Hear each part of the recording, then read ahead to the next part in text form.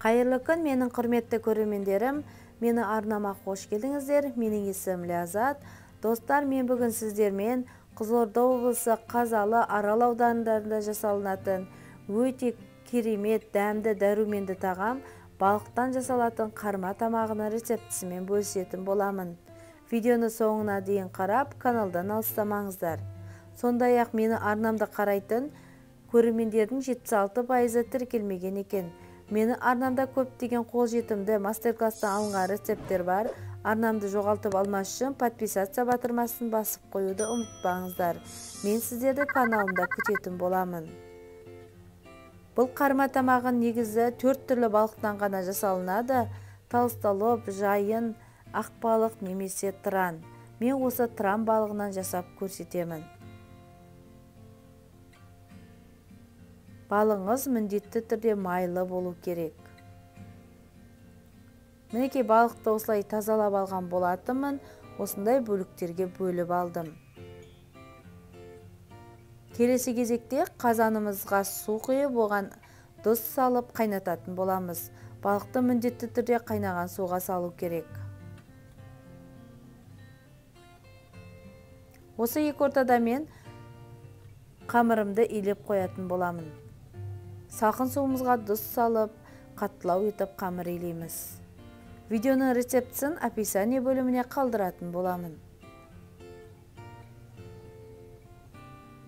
Балықтың құрамында дәрумендер өте көп, әсіресе А дәруменіне өте бай. Сондықтан да балықты жиі қолданған дұрыс.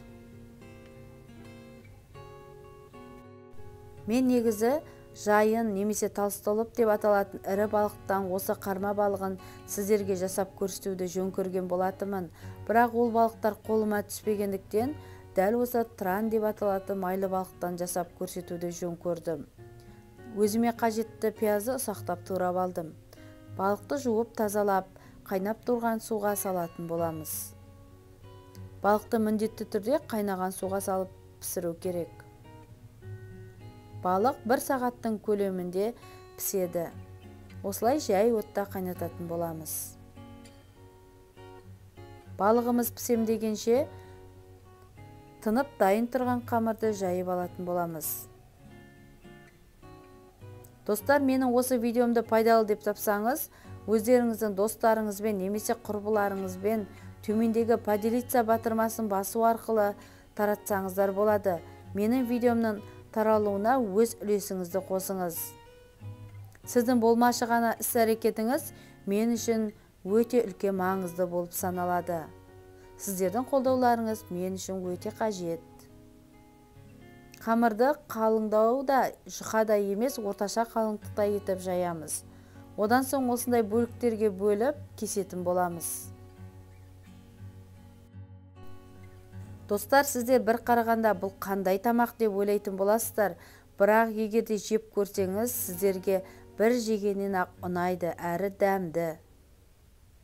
Балықтың құрамында дәрумендер өте көп, әсіресе А дәрумені. Балықты жиі қолданған дұрыс. Мінекей достар, біздің балығымыз пісті. Оны ыдысымызға салып аламыз да, оны қылтанынан ажырататын боламыз. Бұл тыран балығында қылтан болғандықтан міндетті түрде ажыратамыз. Ал егерде сіз жайын немесе толстолоб деп аталатын өте ірі балықтан жасайтын болсаңыз, онда қылтаннан ажыратудың қажеті жоқ. Олардың қылтаны өте ірі болады. Осылайша тез-тез ажыратып аламыз. Бұл тағам әсіресе кішкене балалар және де үлкен ата-әжелеріміз үшін өте керемет тағам. Мінекей достар, балықты қылқаннан ажыратып алдық.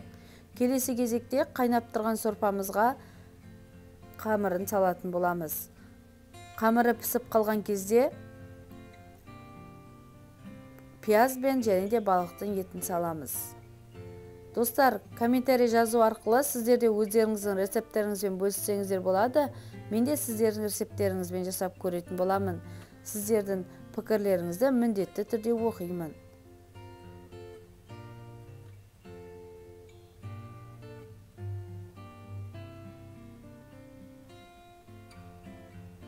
Жасалуы өте оңай және де өте дәмді тағам.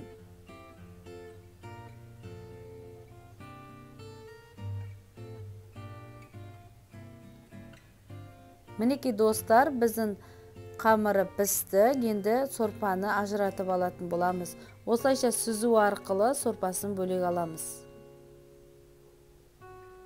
Бұл тағамның сорпасы да өзі де өте керемет болады. Мінекей сорпасы дайын.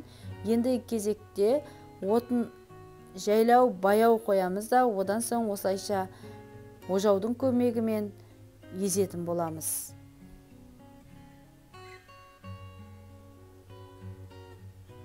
Мінекей бізде сорпасы тартылып, қою болып езіліп жатыр. Мінекей достар, біздің қармамыз дайын болды. Енді оны тәрелкемізге салып, дастарханымызға ұсынатын боламыз.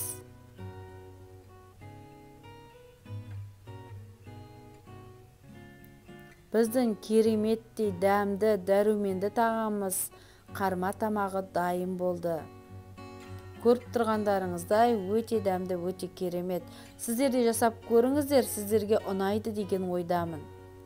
Міндетті түрде майлы балықтан жасаңыздар. Сонда ғана өте дәмді болады. Және де қамырын аздау салыңыздар. Көптеу салсаңыздар, балықтың дәмін алып кетеді. Сорпасында ішіп көрсеңіздер, сіздерге керемет бірден ұнайды. Видеоны қарағандарыңызға көп рахмет. Каналыма тіркелуді ұмытпаңыздар. Мен сіздерді каналымда күтетін боламын. Келесі кезекте сіздермен тағы да рецепттермен бөлісемін. Сау болыңыздар.